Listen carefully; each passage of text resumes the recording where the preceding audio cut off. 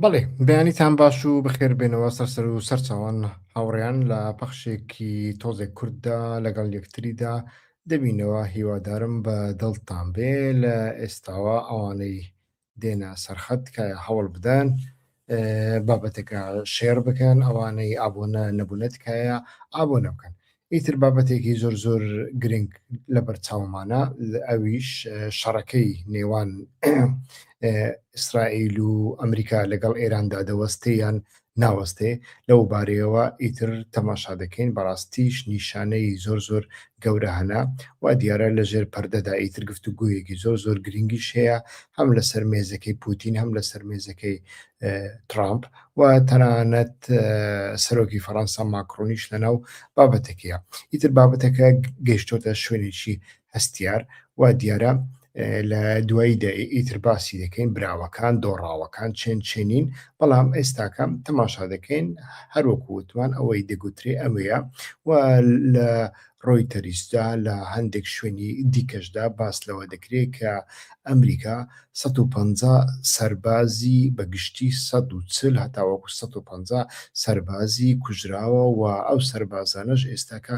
ڕای گرتوون هەتاوەکو ئێستا ڕای نەگەیاندونەکەواتە پرسیارە گرنگەکە ئەمەیە چۆن شەڕ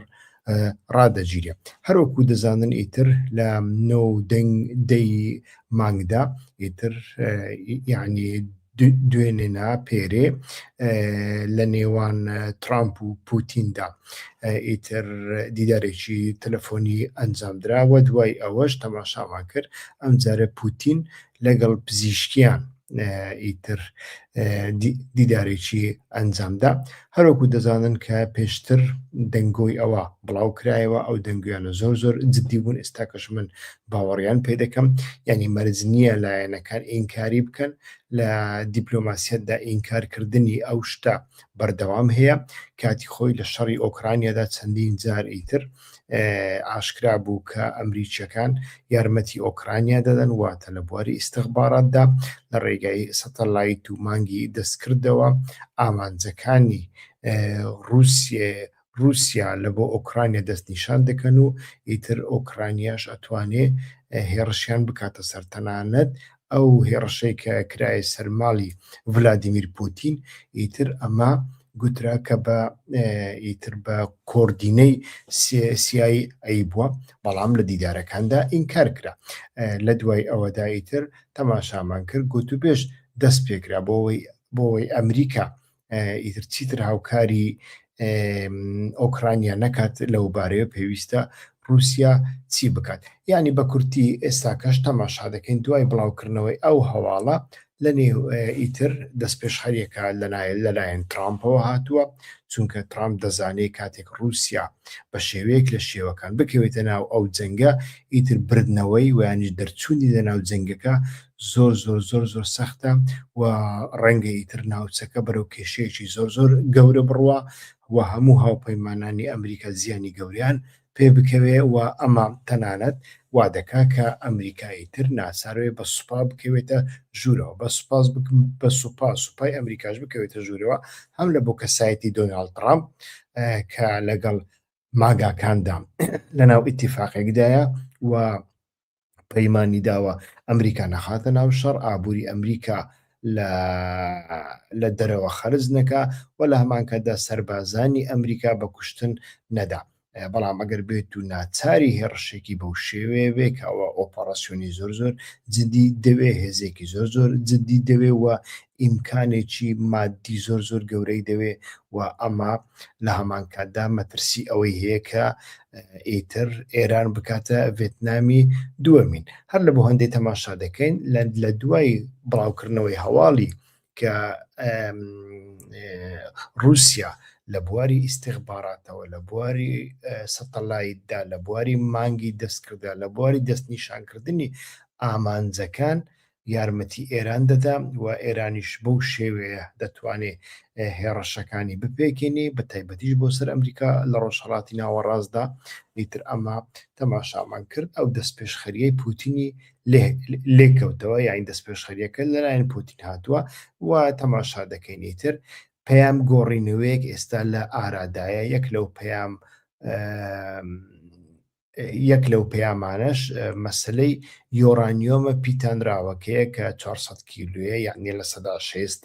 لە دەستی ئێراندایە، ئەگەر بکاتە لە سەدا 90 ئەوە ئەتوانی بۆمبی نوکلەری لێساز بکات. ئێستاکە پەیامەکە زیاتر لەسەر ئەوەیە. یەک لە داواکاریەکانی ترامپ وەکو باز دەکرێت ئەوە بووە کە ئەو 400 کیلۆ یۆرانیۆمە رووسیا بیباتە لای خۆی. لە هەمان کاتدا ئیتر باس لە ئاسایشی هاوبەشی کەنداو دەکرێت کە ئەوە پرۆژەیەکی پوتینە، لە ڕاستیدا پرۆژەی جێگیری وەزیری دەرەوەی رووسیا بوو پێشتر، چۆن ئەمریکیەکان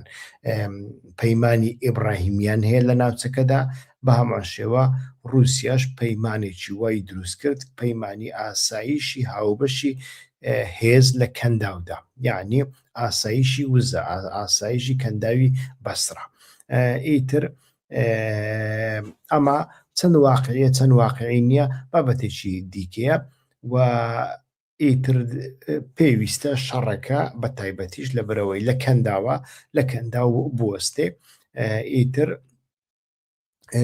دەبینین بەگشتی ئەمریکا و ئیسرائیل توانیان زەبرێکی زۆر معنەوی، زۆر کاریگەر، زەبرێکی زۆر سەربازی گەورە لە ئێران بدەن، بەڵام لە بواری سیاسیدا ئامانجەکانیان پێکایان نەیان پێکە، ئەمەیان بەڕاستی هەتاوەکو ئێستا جێگای پرسیارە هاوڕێیان. ئەو هاوڕێنەی لەسەر خەتن، تکای شتێک بنووسن، لایکێک بکەن، کۆمنتێک بکەن، تاوەکو ئیتر بکەوینە ناو بابەتەکە گەرم و گورتتر بێ و ئەو هاوڕێنەی لەسەر خەتن تکایە لەسەر کەناڵی یوتیوبدا زەنگوڵێکی تکایە ترکە لەسەر زەنگوڵەکە بکەن. بەڵێ ئیتر بەو شێوەیە دەبینین ئیتر ئەو ململانەی ئەمریکا و ئیسرائیل و ئێران کە گەیشتۆتە قۆناغێکی هەستیار و زۆر ناجێگیر دوایی دەستپێکردنی ئۆپەراسیۆنی تووڕەیی داستانی لە 28 شوباتی ئەم ساڵدا کە بۆ هۆی کوژرانی ڕێبەری باڵای عەلی خامینەیی. ئیتر بەشێکی شڕۆڤەکارانی جددی باس لە کۆتایی ئەم دۆخە دەکەن. ئیتر هەروەکو باسم کرد لە چەند ڕۆژی ڕابردوودا، یعنی لە 9 لە سەردەی ئادار، ترامپ ئیتر گوتی شەڕەکە تا وەکو بڵێ تەواو بووە، تا ڕادەیەکی زۆر تەواو بووە، بەو شێوەیە وەسفی کرد. یعنی ترامپ پێویستی بەوێ بێگومان ئەگەر لە ناو شەڕەکە بیهەوێ دەربچێ، دەبێ ئیتر دیمەنێک نیشان بدە کە ئەو لە شەڕەکەدا بردووتیەوە بۆیە کۆتایی پێهێناوە. ئیتر هەر لە بۆ هەندێک تەماشامان کرد لە دوای دیدارێک تەلەفۆنیەکەیدا ئەم قسەی کرد و لە هەمان کات دەگوتی هێزی دەریایی، هێزی ئاسمانی و پەیوەندیەکانی ئێران لە کار خراون و لە هەمان کاتدا هەڕەشەیەکیشی کرد ئیتر کە ئەگەر بێت و ئێران خۆی بەدەستەوە نەدا و یانیش ئەگەر کەنداوی هورموز بەردەوام بێت لەسەر پاکخستنی گەروی هورموز، ئاوا بە توندی لێدا. بەڵام تەماشا دەکەین ئەمە لە دوای ئەوە دێتن کە دیدارە تەلەفۆنیەکەی لەگەڵ پوتین ئەنجام داوە، ئیترکە یەک کاتژمێری خەیاند و ئیتر یاریدەدەر یوری ئۆشاکۆف کە لە هەمان کاتدا ئیتر راپۆرتەری کۆشکی کرێملینە، ئیتر ئەو دیدارەی بە کۆبوونەوەیەکی کارا و ڕاشکاوانە وەسف کرد و لە هەمان کاتدا گوتی ترامپ داوای لە پوتین کردووە یارمەتی دەربێت بۆ کۆتایی هێنان بە شەڕی ئۆکرانیا و پوتینیش لە بەرامبەر ئەوەدا پێشنیاری چارەسەریشی سیاسی و دیپلۆماسی بۆ قەیرانەکە کردووە. و تەماشا دەکەین ئیتر شڕۆڤەکارانی وەک جەیس بێرک لە ڕۆژنامەی گاردیان و پسپۆرانی ئەنجومەنی ئەتڵەنتیک ئاماژە بەم خاڵانە دەکەن کە لایەنەکان لە سەریدا ڕێککەوتون. ئیتر یەک لەوانە هەرچەندە ترامپ لە سەرەتادا داوای گۆڕینی ڕژێمی دەکرد، بەڵام لەم و دواییانەدا ئیتر تەماشای کرد کە ئەمە نابێ لە سەرەتاشدا زۆر کەس ئێمەش باسمان کردووە کە ترامپ ئەوەی لە ڤەنزوێلا بەدەستی هێنا هەمان شێوە بە هەمان مێتۆد ناتوانانی لە ئێران بەدەستی بێنێ و ئێران تایبەتمەندێکی خۆی هەیە لە بەرنامەکەمدا بەرنامەی هەری دوایی لەگەڵ بەڕێز سەدیق حەسەن شوکری ئیتر کە خۆی لە ئێران گەورە بووە لە ئێران خوێندویەتی شارەزای هەموو گون و قوژبنەکانی ئێرانە ئەو چەندین نمونەی وهای هێنایەوە کە لە ناو ئێراندا هەستێکی پاتریۆتیزم هەیە یعنی هەستێکی نیشتیمان پەروەری هەیە لایەنەکان هەرچەندە ئەو ڕژێمیان خۆش نەوێ لەگەڵ ئەو ڕژێمە ناکۆک بن حتا بیان هەیە ڕژێمەکە بڕوخێنن بەڵام کاتێک هەڕەشەیەک لە دەرەوە هەبێ لەسەر ئێران جەنگێک لەسەر ئێران هەبێ ئەو کاتە ئیتر ئێران دەپارێزن ئیتر نمونەی ئەوەی هێنایەوە کە ڕەفیقێکی هەبووە ئەو ڕەفیقی کۆمونیست بووە زۆر دژی ڕژێمی ئێران بووە لە پڕەوە جارێک تەماشای کردووە ڕەفیقەکەی لە تەنشت پاسدارەکان بینیوە بەجلی پاسداران ئیتر زۆر نیگەران دەبێ ڕەفیقەکەی دەچێتە لای ئەڵێ ئەوە چییە وا دیارە منت لێ بۆتە حیزبوڵڵا ئەویشڵێ ئەی تۆ حیزبوڵڵای نابی چزلێکت لە بەردایە لە لای چێ وەستاوی ئەویش پێدای نەخێر من هەر کۆمونیستەکەی زارانم من دژی کۆماری ئیسلامیشم قبول نییە پاسدارانیشم قبول نییە بەڵام ئێستا وڵاتەکەم لە ژێر هەڕەشەیەکی زۆر گەورەدایە ئەوە لە سەردەمی شەڕی عێراق و ئێران بووە هەر لە بۆ هەندێک ناچارمیتر لەگەڵ پاسدارەکان بەرگری لە ئێران بکەم ینی ئەم جۆرە شتانە نە کوردەکان دەیان هەوێ بیان بینن نە ئێرانیەکانی دیاسپۆرا دەیان هەوێ بیبینن و نە ئەمریکا و ئیسرائیلیش دەیان هەوێ بیبین بەڵام ئەمە ڕاستیەکە لە هەمان کاتدا ئیتر کولتوری شەهید بوون کولتوری بەرخۆدان کولتوری کوشتن لە ناو شیعەکاندا تایبەتمەندێکی جیاوازی هەیە ئیتر ئەو کولتورە لە کەربلاوە هەتا وەکو ئێستاش دێ من جارێکی تر لە پەرلەمانی ئەوڕۆپا لە کەسێکی زانایەکی تیۆلۆژیکی شیعایی تر بیستم دەیگوت ئەگەر کەربەلا نەبوایە ئەگەر حەسەن حوسێن بەو شێوێ بەرگری نەکردبوایە و خوێنی نەڕشت تێبرایە نەمرد باە نەکوژرابایە ئەو ڕۆکە شتێک نەدەبوو بە ناوی شیع یعنی ئەمە بابەتێکی زۆر زۆر گرنگە پێم وابێ ئیتر ترامپ و نەتەنیاهوش نیانویست ئەو ڕاستی ببین ویانش نیانویست قبولی بکەن ئێستاکە خاڵێکی سەرەکی ناکۆکیەکان دەستنیشانکردنی موجتەبا خامینەیە کە ئەمەش لە پڕەوە ئیتر کە ڕوویدا زیاتر سەری دۆناڵد ترامپی ئێشاندووە و ترامپ لە سەرەتادا ویستی کەم ببینێ بە کەسێکی کەم ئەزمون و بێکێش ناوی برد و ئیسرائیلیش هەڕەشەی کوشتنی کرد ئیتر ئەو ڕێککەوتنە لە ئێستادا لەگەڵ کەسێکی وا چۆن دەبێت چۆن نابێ ئەمەیان بابەتێکە خۆی لە خۆیدا موجتەبا خامینەیی ینی بە ئەزمونە بێ ئەزمونە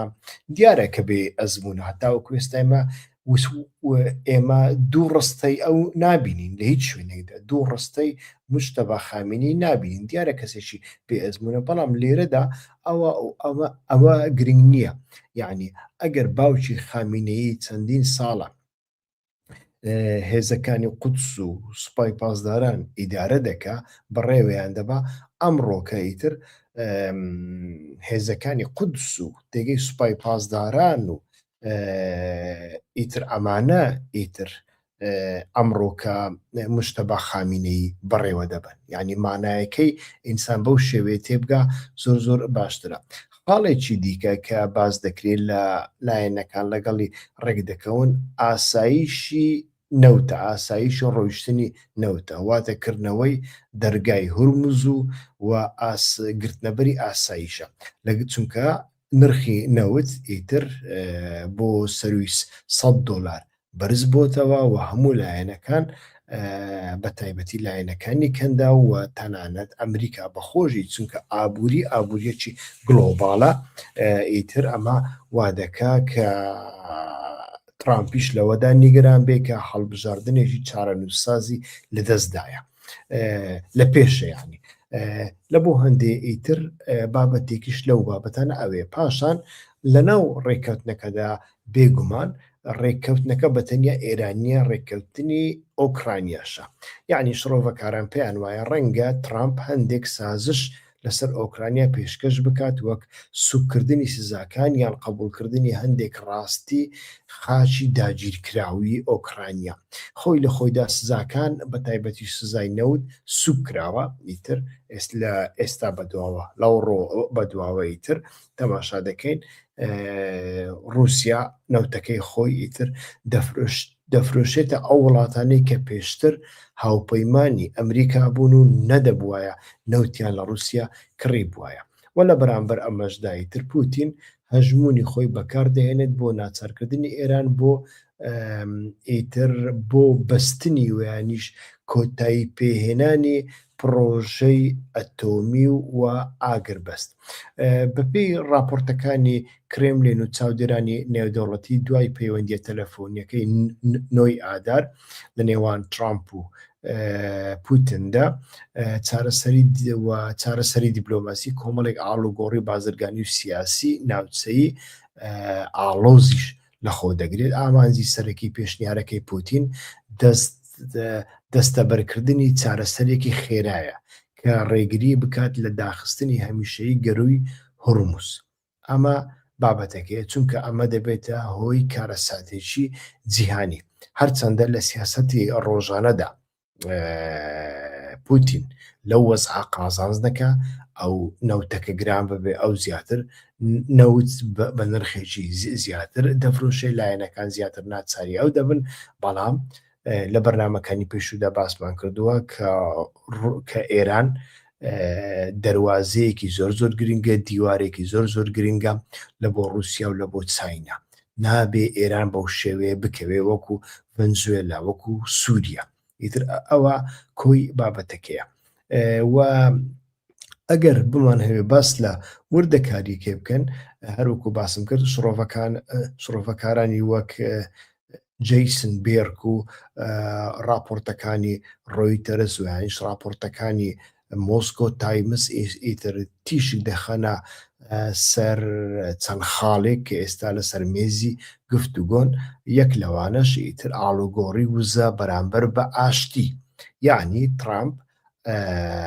ئاماژەی بەوە کردووە کە سزاکانی سەر نەوتی رووسیا هەڵدەگرێت بۆ دابەزاندنی نرخە جیهانیەکان کە دوای دەستپێکردنی شەڕی ئێران و بەرزبوونەوەی بەخۆ بینی لە بەرامبەردا پوتین پەیوەندیە باشەکانی خۆی بەکاردەهێنێت بۆ فشارخستنە سەر سەرکردایەتی نوێی ئێران بۆ قبولکردنی ئاگربەست و ئێستاکە تەماشا دەکەین لە کاتێکدا ئەمانە هەیە لایەنەکان زۆر بەتوندی یەکتری بۆمبەباران دەکەن و ئەوە تایبەتمەندیەکی شەڕە لە شەڕەکاندا کاتێک ئاشتی نزیکە شەڕەکان گەرمتر دەبن چونکە کامەیان زیاتر بتوانێت هێزی خۆی دەربخە هێزی خۆی بەکاربێنێ ئەو ئەتوانێ لە سەرمێزی گفتوگۆشدا زیاتر مەرجەکانی خۆی فەرز بکە ئەمانەی کە لە شەڕدا ماون ئیتر شەڕی بچووک شەڕی گەورە شەڕی پارتیزانی شەڕی دەوڵەتان شەڕی سوپایەکان بەردەوام و وایە کاتێک مژدەی ئاشتی و ڕێککەوتن دێ ئیتر هەتاوەکو لایەنەکان ئیمزاش دەکەن شەڕەکە زۆرتر گەرمتر دەبێ و ئێستا کە تەماشا دەکەین ئێران لە بەرامبەر ئیسرائیل ئەوە دەکا ئیسرائیلیش بە هەماشێوە ئیتر لێرەدا وەکو وتمان هەبوونی مجتەبە خامینەیی تا ڕادێک ئیتر کێشێک دروستەکە کە وەک جێنشینی باوکی دیاریکرا هەرچەندە ئەمە بەپێی یاسا و ڕێساکانی شیعەکانی ئێران بێ بەپێ و یاسا و ڕێساکانی کۆماری ئیسلامی ئێران بێ کارێکی هەڵەیە بەڵام ئیتر ئەمەکرا و شڕۆڤەکاران ئاماژە بەوە دەکەن کە رووسیا خۆی وەک نێوەندگیرێک نیشان دەدات کە دەتوانێت گەڕانتی پابەندبوونی مجتەبا بکات بە ڕاگررتنی پرۆژە ئەتۆمیەکەی ئەگەر ئەمریکا و ئیسرائیل ئۆپەراسیۆنە زەمینیەکان و هێرشە هێرشەکان ڕابگرن ئەو ئەتوانێت ئەو 400 کیلۆ یۆرانیۆمی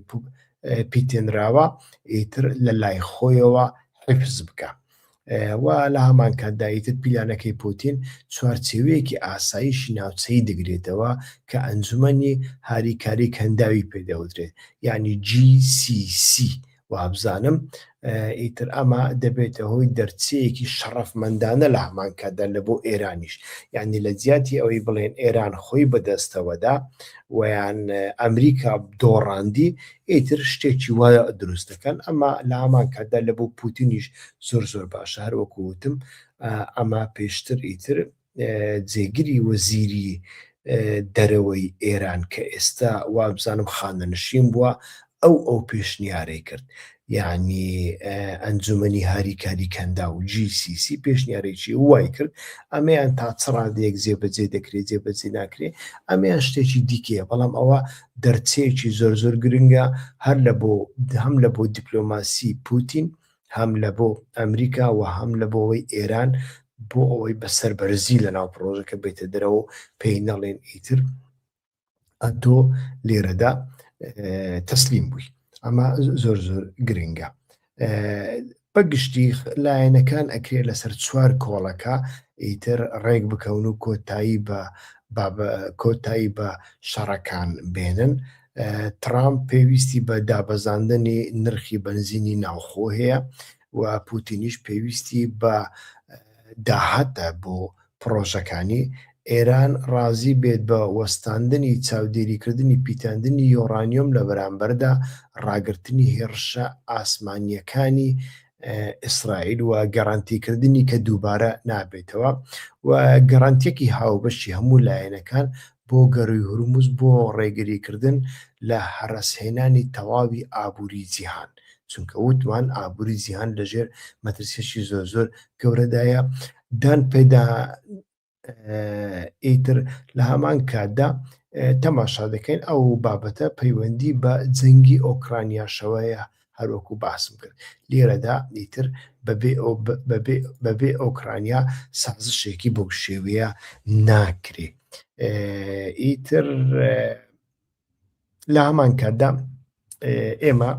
لەو بەرنامەیەدا دەمانەوێت بە کورتی ئیتر باس لە کوردەکانیش بکەین ئیتر هەروەکو باس کرا یعنی ویانیش بینرا لە دوای حوتوی یەکەمیندا کە ئێران بە شێوەیەکی چاوەڕوان نەکراو هێرشی ئەنجامدان یعنی هێرشێکی زۆر زۆر زۆر زۆر تند لەسەر ئێران هەبوو بەڕاستیش و ئەو هێرشانە بەڕاستی هێرشی زۆر زۆر پتەوە بن یعنی 7 قات پتەوتر بوون لەو هێرشانەی کە لە ساڵی 1990 کرانە سەر عێراق ئەو کاتە بەتەنیا ئەمریکا بوو بەڵام 91 نەخێر 91 نزیکەی 30 دەوڵەت بوو بەڵام 2003 بەتەنیا ئەمریکا بوو بریتانیاشی لەگەڵدا بوو ئیتر 7 قاتی ئەوە بەهێز بووە ئەم هێرشانەوە تەکنۆلۆژیای ئێستا کە زۆر زۆر پێشکەوتوترە لە بەرامبەردا ئیتر ئێران لە ڕووی هێزی ئاسمانیەوە وڵاتێکی لاوازە